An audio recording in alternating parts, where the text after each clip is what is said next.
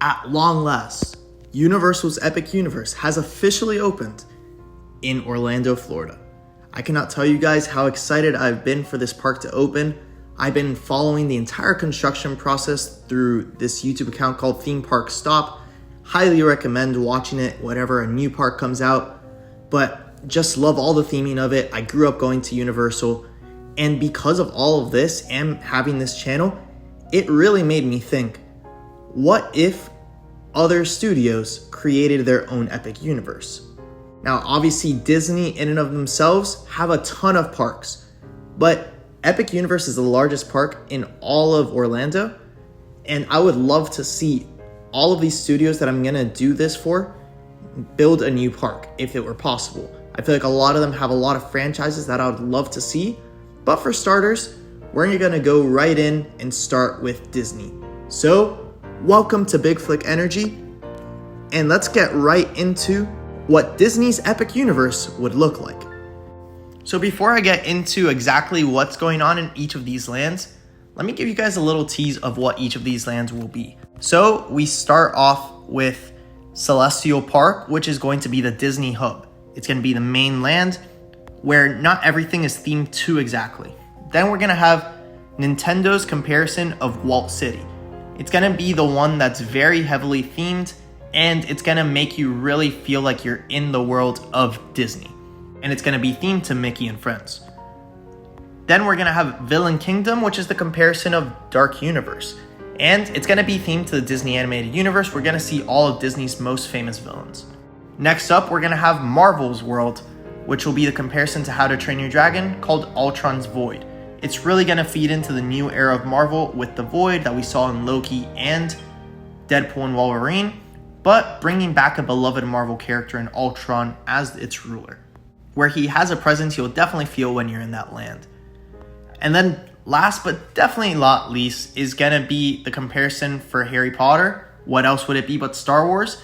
Which is going to be the Coruscant Underworld, really making you feel like you're in the dark side of Disney and sort of the forgotten world of Disney.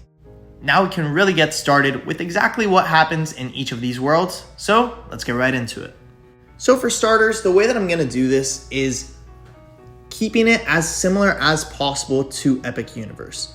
So I'm trying to keep the same amount of lands, the same type of rides, the same type of food, but theming it all to Disney. So when I say keeping that same type of food, a big thing that I need to keep is the famous turkey leg, which Universal has. I eat it every single time that I go. So need to keep that. Apart from that, like I mentioned, same number of lands. I may divvy off a little bit once I go to the other studios like Warner Brothers and studios like that. But for Disney, we're able to keep the same amount of lands, which is going to be huge. So we start with Celestial Park, which will be converted into Disney Hub. So the park gimmick is going to be that instead of portals, which we have at Epic Universe, internet hubs will be similar to what we saw in Ralph Breaks the Internet. But these hubs are the forgotten bunch that are being explored to be brought back to the main Disney hub. So it's sort of saying that all of Disney's Epic Universe is going to be like the worst of the worst lands, which honestly, in my opinion, it's arguably the best of the best lands, but it's like the dark side of Disney. Some of the things that you typically wouldn't see them do. So to be able to have a darker side of Disney would be a lot of fun to see. And for the first ride in Disney Hub, the comparison to Stardust Racers is Piston Racers. It's going to be a 3-track dueling coaster where you can choose one of 3 paths loosely themed to characters from Cars. So the green side is going to be themed to Chick Hicks, blue to Skip Weathers, and red to Lightning McQueen. Towards the end of the race, there will be a similar mechanic to the Men in Black ride in Universal Studios, where you press a button where here will be a turbo boost. The boost will start first for the first racer who press it down, and that cart will win the race. Pushing the button first also means a longer run on LSMs for a more enjoyable ride. And for those of you that are watching the videos because you care more about Disney or my channel rather than caring about theme parks, LSMs are basically that path that you go on that accelerates the track that you're on for that piece of it. If you've ridden Velocicoaster or if you've seen any clips of it, you would know what I mean, but it's basically like a turbo boost section of the ride. and in my opinion, the most fun section of any ride that you can be on. So if you're the first to press it, you're going to have a more enjoyable ride because you are going to be the track that has the longest ride on the LSM. Here we're going to do Pistons Racers, which is going to actually be a 3-track, which is pretty unusual, but it will be feasible to make. Followed up by that will be the comparison to Constellation Carousel, Icon Carousel. So it's pretty much going to be the same exact thing, just a big carousel ride, but it's going to allow you to ride iconic Disney animal characters, including Dumbo, Bambi, Pegasus from Hercules, Diego from Ice Age, Pluto from Mickey, Maximus from Tangled, Kenai from Brother Bear, Llama Cusco from Emperor's New Groove, and Sisu from Raya and the Last Dragon, and anything else that makes sense for this. Followed up by that is going to be the comparison to Atlantic, which is going to be Wayfinder Grill. Wayfinder, common term used in the Moana franchise, so it's going to be a Polynesian surf and turf restaurant, and it's going to have a connected coffee shop or cafe, which is going to be called Kiki's Coffee, which will be served as a reference to Kiki's Coffee Hut from Lilo and Stitch. So keeping everything from Polynesian culture right there in that one restaurant. The next restaurant here is going to be La Ratatouille, which is a French restaurant inspired by the ending of Ratatouille, where Chef Gusteau's becomes La Ratatouille. Now, the reason that I did this instead of Chef Gusteau's, which is a more popular name, is to not conflict with Chef Gusteau's in Epcot, even though at Epcot it's not actually a restaurant, it's just a ride. Even though it's not a restaurant, I just didn't want to conflict with it. Do La Ratatouille, the ending of the movie, why not? I think it would be more fun to do. And then you can really theme it to having Ratatouille running the kitchen. You can have the kitchen sort of have like a white window where you can't really see what's going on inside, but you can see just mice cooking the food, which would be kind of a funny trope. So moving on from there, we have the comparison to the Blue Dragon Pan-Asian restaurant, which will be Kumandra Kitchen. Kumandra, which is going to be themed to Raya and the Last Dragon. So it's going to be a Pan-Asian restaurant, which will include dishes from different Southeast Asian cultures, with names inspired by The Last Dragon, which ironically is also a blue dragon. So it actually fits very well with what they did in Epic Universe for Universal.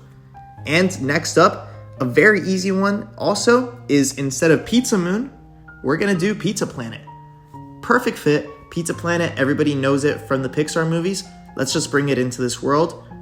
It's going to have a very similar layout to the Pizza Planet from Toy Story as a partial arcade and obviously a restaurant with pizza. So that's going to be a lot of fun to see. Then after that, we have the comparison to Moonship Chocolates and Celestial Sweets, which is going to be the Ganachery. Now, the Ganachery is actually a real place that Disney has created in the past, which it sells a lot of sweets. A lot of people are kind of obsessed with it when they go to Disney parks. So just bring it in here. It's an easy translation over. Let's do it. So now we can really get into all the theme parks. So let's start off with Nintendo's comparison, Mickey and Friends, Walt City. And I call it Walt City because it's going to be sort of the celebration of everything Disney. And while you're running through this area, you're going to see Mickey and Friends will be walking around Walt City. So Mario Kart is going to be replaced by Mickey and Oswald's Epic Adventure. It's going to be a dark ride following an adventure in the world of Epic Mickey, which is a video game that a lot of people have grown to love. And it's just going to be able to show Mickey and Oswald in this world, sort of showing the beginning of Disney's world. And it's going to be more similar to a Spider-Man or Transformers in Universal Studios, and less similar to the Mario Kart ride, which honestly I've heard isn't the best. So let's just switch it up and let's do that. Now the next ride is going to be the comparison for Yoshi's Adventure, which is Once Upon a Ducktail. So this is going to be very similar to Yoshi's Adventure, where it's going to be an omnivore ride, but it's going to be more similar to Spaceship Earth at Epcot, which is going through the history of the world. But instead here, it's going to be the history of Disney animation, similar to the famed Once Upon a Studio short film by Disney, with many of the same similar scenes shown. That was at a point where a lot of people weren't happy with Disney animation. They released that, people loved it. I would love to bring that into a ride, but have it themed a little bit more to DuckTale, having Scrooge McDuck sort of being the one that's leading the show. So it's going to show Scrooge McDuck being angry at how much Disney has changed, and Donald, alongside his three nephews, needing to show Scrooge the magic is still alive. Now, this is kind of on the nose for what Disney's going through, but it's going to try to answer all the critics of what Disney has become and just be a fun ride that will bring you into the love of Disney again for the rest of this park, and hopefully when you go back home, being able to watch Disney movies again. And the next ride that sort of feeds into that is the replacement for Minecart Madness, Goofy's Fly School, which is going to merge California's roller coaster called Goofy's Fly School with the mechanic of Minecart Madness of feeling like you're on a different track than you actually are and sort of jumping over broken pieces of the track. I think that's very unique, and I love to see that in Minecart Madness. So even though Goofy's Fly School in California doesn't do that mechanic at all, and it's kind of a basic ride, let's make it more creative here and a better version of that ride.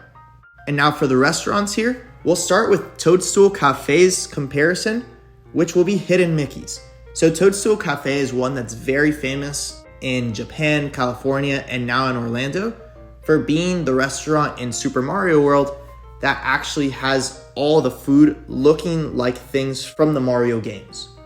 So let's do the exact same thing here with Hidden Mickeys. It's going to be a restaurant where all the foods are Mickey Mouse shaped. So you're going to be able to eat chicken waffles, giant pretzel, sandwiches, fried rice with a hard-boiled egg, pasta bread bowl, etc. All of that is going to be in the shape of Mickey Mouse, which I think is just going to be a funny trope, but they are going to have a lot of good things to eat. Then the next restaurant will be House of Mouse.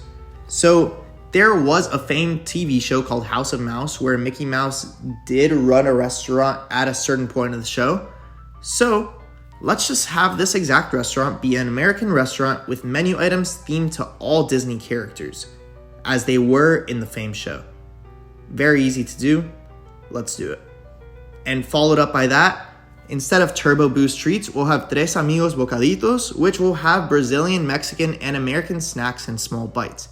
It's going to be themed to the Tres Amigos from Disney that we also get in Epcot, also known as the Three Caballeros. And it'll be a very easy addition to just have these little bites that people can eat. Moving on from there, we have Walt Disney A Magical Life, which is going to be a completely new addition to this area. And it's going to be the same show that very recently actually started coming to Disneyland, where it pretty much just tells the story of Walt Disney and how he got started in this world. So we're going to have both Once Upon a Ducktail and Walt Disney A Magical Life. I think this is going to be a very magical zone that is going to be the history of Disney, that I think people are going to love to see the past here. And then with the other zones, we'll really be able to get into the future. But for now, we'll continue into the Dark Universe comparison, which is the Disney Animated Universe, otherwise known as Villain Kingdom, which still keeps the past from Disney. And Villain Kingdom is actually an area that they're already planning on bringing to Disney World in Orlando. But since they haven't done it yet, I decided why not just put it in here. And hey, if they still decide to put it where they're going and they don't make their own epic universe, these are some great ideas that I think they should definitely try to build into their land once it's built. So if you know anybody from Disney, send them this video. For starters, Disney villains will be walking around Villain Kingdom in a very similar fashion to monsters walking around Dark Universe. So instead of Monsters Unchained, we're going to have Unhappily Ever After. Monsters Unchained is a dark ride. This is going to be very similar. It's going to be a dark ride that will show the most important Disney villains, including the Evil Queen, Captain Hook, Maleficent, Cruella de Vil, Ursula, Jafar, Scar, Hades, Dr. Facilier, and Shere Khan. And you're going to have to outmaneuver them in this high-intensity dark ride. Not too high intensity though. I still remember that Disney is not the most high intensity for these rides, so not everything is going to be too chaotic. But if we're talking about chaos, we're going to have to talk about the new comparison for Curse of the Werewolf, which will be Bald Mountain. It's going to be named after the Fantasia segment where we see the Wrath of Chernabog on Walpurgis Night, and it's going to be a spilling roller coaster as you travel down Bald Mountain trying to escape the Wrath of Chernabog. So it's going to be a lot of fun. It's going to feed heavily into what Disney really started with Fantasia. And with that, we can move on to the replacement for Monster Makeup Experience, which is literally just a makeup stand for people to get their faces painted as the monsters. And instead, it's going to be called Descendants Designs. So it's going to be inspired by Disney's Descendants franchise, following the heroic kids of the Disney villains, where you can get your face painted to look like them. Next up, the first restaurant is going to be Club Villain. Club Villain is actually a seasonal ticketing dining show from Hollywood Studios that was closed permanently. But let's reopen it here because it fits into Villain Kingdom, but year-long with a different villain guest appearance every season. It's going to be a lot of fun to see. I think people are going to love to have this dinner and show experience. And it's going to be a Mardi Gras style cuisine, which gives a unique flavor to this world. And the next restaurant will be the comparison for Burning Blade Tavern, Gaston's Meat Hole. It's going to be a barbecue restaurant inspired by Gaston from Beauty and the Beast. Walls will have his prize catches where he's very famous for hunting. There's going to be a 5 dozen eggs omelet challenge, as he says in the famous song. So that's going to be a lot of fun. If you can finish the 5 dozen eggs, you get it for free. If not, sucks to suck. And then this is the first place that is going to have the famed turkey leg. And from there, we have the replacement for the Lacey's Cottage, which will be Oogie's Cookies. It's going to be a simple dessert and snack place, which is going to be themed to Nightmare Before Christmas, and it's going to have Halloween-based cookies and candies. Now, the next land that we can talk about goes away from the past of Disney and towards the future, which will be How to Train Your Dragon's comparison of Marvel, which will be known as Ultron's Void. Here we explore an end of the Void, most commonly seen in Loki and Deadpool and Wolverine, that a variant of Ultron has been able to take over. He's made this land of the Void his own, and now we're all in it. So while we're here, Marvel heroes will be walking around Ultron's Void as well. So Ultron's actually not the worst here. He is not as psychotic as he was in the MCU. He will sort of be like a dictator, but he'll be a dictator like, let's actually go away from that. Don't want to get canceled. So what did he say? He's not going to be as crazy. That's all you guys need to know. But an Ultron meet and greet will also be available, similar to the Megatron meet and greet at Universal Studios, which a lot of people love. He's actually a great character and people have a lot of fun interacting with him. So let's do that same thing here. You're not working this week? I will.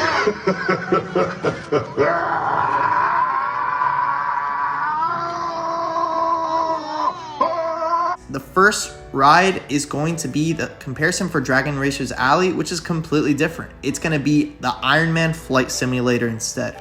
It's going to be a flight simulator similar to Soarin' or Flight of Passage, which are both Disney rides, where we're going to see a flyover of what it would be like to be Iron Man, and we're going to fly over different MCU landscapes like Wakanda and New York. It's going to be a fun ride to see and just a great experience where you can feel like you're Iron Man.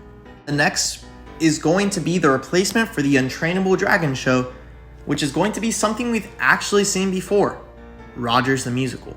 So Rogers the Musical is something that was first made famous in the Hawkeye TV show, where it's pretty much the story of the Avengers starring Steve Rogers. It's a musical, pretty easy to say, but let's have the full show here. People get to watch Avengers the Musical, otherwise known as Rogers the Musical. So why not? I think it would be a lot of fun to see. And the next ride, which is going to be very fun, is Bifrost Express. So it's going to be a story following a train that can open the Bifrost to different realms, similar to Heimdall. The line is going to sort of build the lore of it, where we're going to meet Thor and other members of Asgard, where they start to explain what the Bifrost Express is.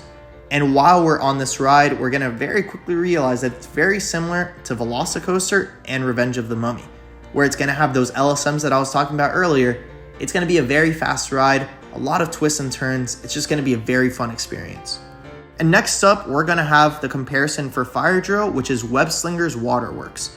So Web Slingers is actually a ride already in Disneyland, which it puts you in AR, where you sort of have web shooters and you need to shoot things down. Now, even though it's a great concept, I've heard horrible things about this ride, that apparently the mechanics don't work at all. So this is going to be a new take on it.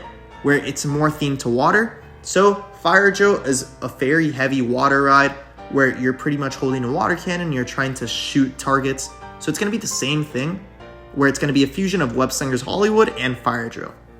Instead of a typical cannon shooting water, it's actually going to be 2 attached wrist gauntlets to the boat that you're on that are put on to emulate web slingers. And when you press it like you're shooting webs out of your wrist, it's going to shoot water out of the cannon instead, and you're going to very quickly learn exactly where the targets are.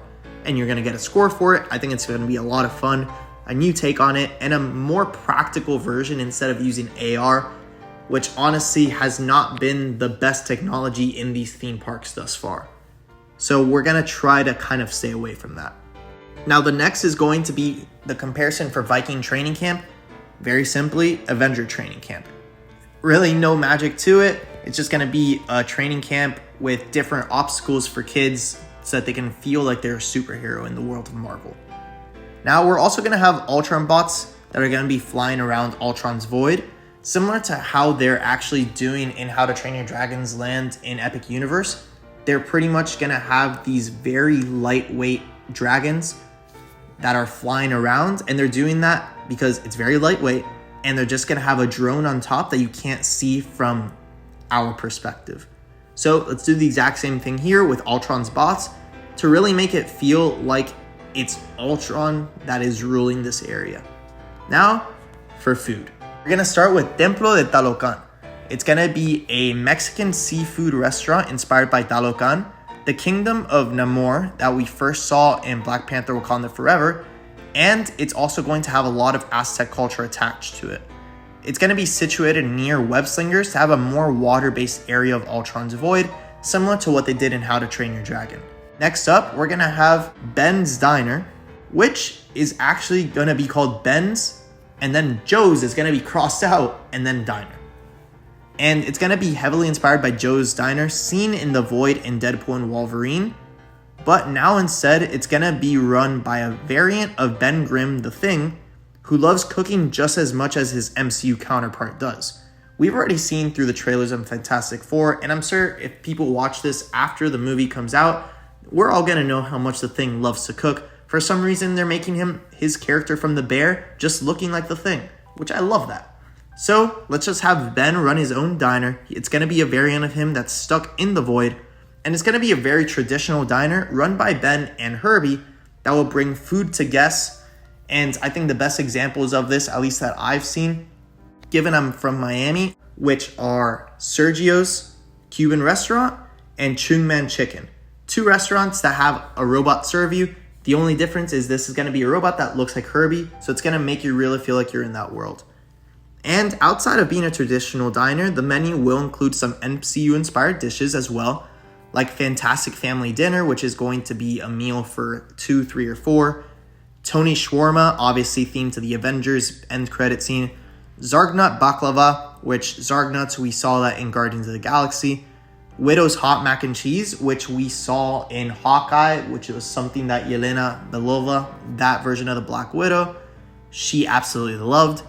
The Kingpin Omelet, which, oh man, if you've seen Daredevil, you know how good that omelet looks. You want to eat it, I want to eat it. Why not have it here? And then Thor's Feast, which will be headlined by the famed turkey leg. And specific meals do come with Herbie's Zippy Sauce, which I don't know why. I saw that trailer when Ben said that just needed a little bit more zip on the meal that Herbie made.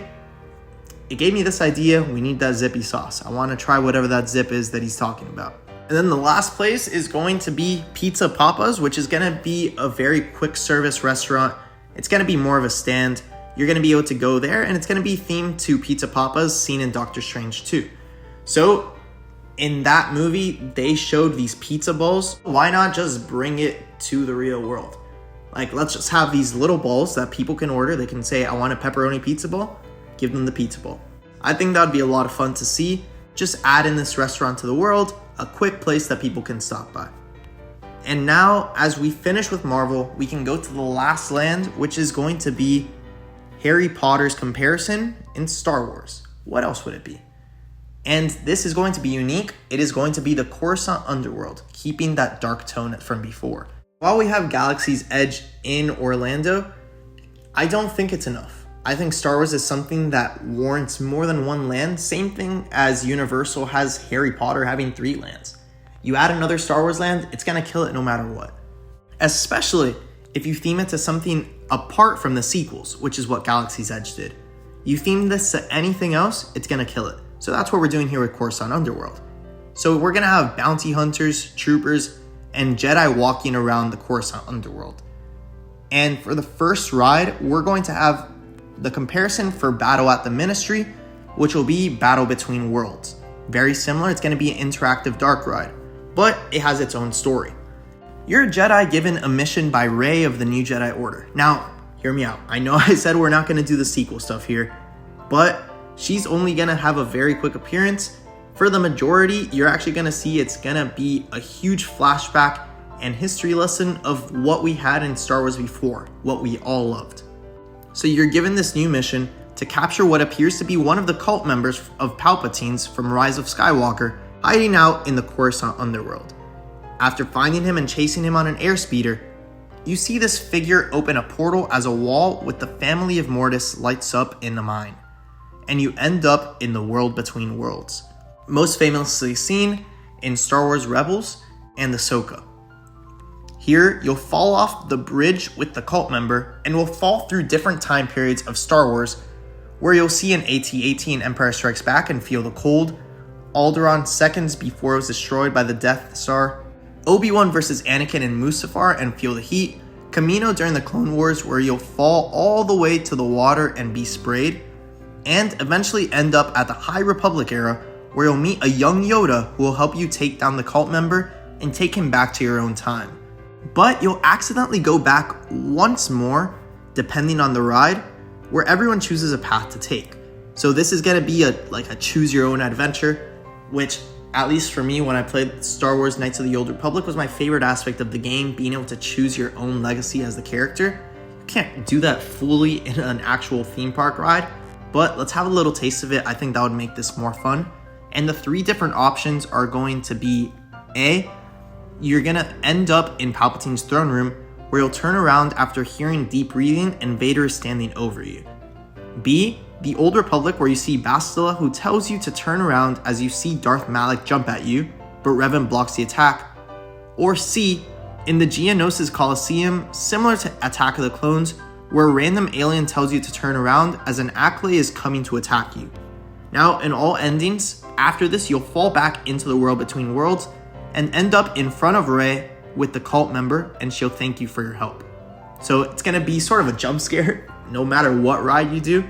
I think that's going to be a lot of fun. Different opportunities, different ride experiences. Why not? Now, next up, we're going to have Pod Racer. It's going to be a roller coaster similar to Hagrid's Motorbike Adventure. You're really just going to feel like you're pod racing. It's going to be a very fun ride. You're going to have your own cart pretty much. So let's do it. And then the next one is going to be Galactic Antiquities and Objects of Interest. So this is going to be based off the museum from Andor, where we met a lot of great characters in that show, and I absolutely love that show. If you haven't checked it out, I highly recommend. Season 1, absolutely incredible. Season 2 just came out. It was very good as well. Highly recommend watching it. So this is going to be sort of like the main shop that you can all go to, where it's going to sell lightsabers and other Star Wars gear, and you're really going to feel the presence of Coruscant here, and a lot of these old relics that are going to make you feel the history of Star Wars. Then the next is going to be Dealer's Den Cantina. So this is going to be a basic American bar style restaurant, just with food that kind of tries to be more space-like, I would say. Now, one interesting feature that I would want to do here is actually based in AI. Now, it's going to be very similar to what Disney has done in the past with actual sports events, like NBA Christmas games this past year. They did this thing called Dunk the Halls, and they did it the year before. I don't remember if it was this year or last year, but in both of those years, in one year they did it where they automatically generated all of the people who were playing in the game to look like Mickey Mouse characters in an animated form. And then the following year, they did it with Toy Story, where they were all just running around and it actually looked like they were the ones playing the game. I think that would be a lot of fun if you could do a similar thing here, where you actually have real sports showing on the TV, but to actually make it feel like you're in this world, we're gonna do something that they did similar to the scene from Attack of the Clones, where they were showing very real sports on the TV, but they looked like they were aliens or droids playing them. Let's do the exact same thing here. Use AI, just automatically regenerate what's going on the screen for the real sports, have like a slight 15-second delay, regenerate it, and then show it like it's aliens playing that same sport. People can enjoy a good time and they can feel like they're still in the world of Star Wars without feeling like they're being taken out of it. Then the next restaurant is going to be Bantha Bistro. So it's going to be an Italian restaurant focused on using bantha milk and meat for their main dishes. Pretty simple, not much else there, just an Italian restaurant in this world. And then the last one, which I love the naming that they gave this place for the Harry Potter land, Caramel, which is a dessert place. Obviously it means caramel. So let's do a very similar thing here, but let's have a name that sounds like it's for Star Wars, and I thought of Cobbler. It's gonna be a dessert place that serves different cobblers, similar to the recently famous The Peach Cobbler Factory. Never heard about it until a few months ago where people started raving about it. So Cobblers is gonna be very similar there. And pretty much that's it. That is my idea for Disney's Epic Universe. We would have these 5 lands. We would have the Disney Hub, Walt City, Villain Kingdom, Ultron's Void, and Coruscant Underworld. It would be a darker take on Disney, but it would still have a lot of the energy and hope and magic that Disney has in their other lands. It would be an opportunity for Disney to sort of try new things and to also really fight against Universal, having a land at their own size. They would probably get a lawsuit from Universal if they use this idea, but hey, why not? Disney can deal with a lawsuit or two, especially with what their code for Disney Plus says. So as I close out this video, all I want to say is look forward to me doing the other studios, which is going to include Warner Brothers, Paramount, Netflix, Sony, because that's going to be the next piece of what I'm doing on this channel to really show you guys how much I love Epic Universe, how excited I am for what these other parks could do. And with that, thank you for watching this video. Please let me know down in the comments your thoughts on Epic Universe, your thoughts on this version of Disney's Epic Universe, your thoughts on any of these rides, on any of these shows, any of these restaurants, if you would want to come to this park, and what you guys want to see from the other theme parks like I mentioned. So please let me know down in the comments. Thank you guys so much for watching this video. Let me know if you go to Epic Universe as well, and see you all next time on Big Flick Energy.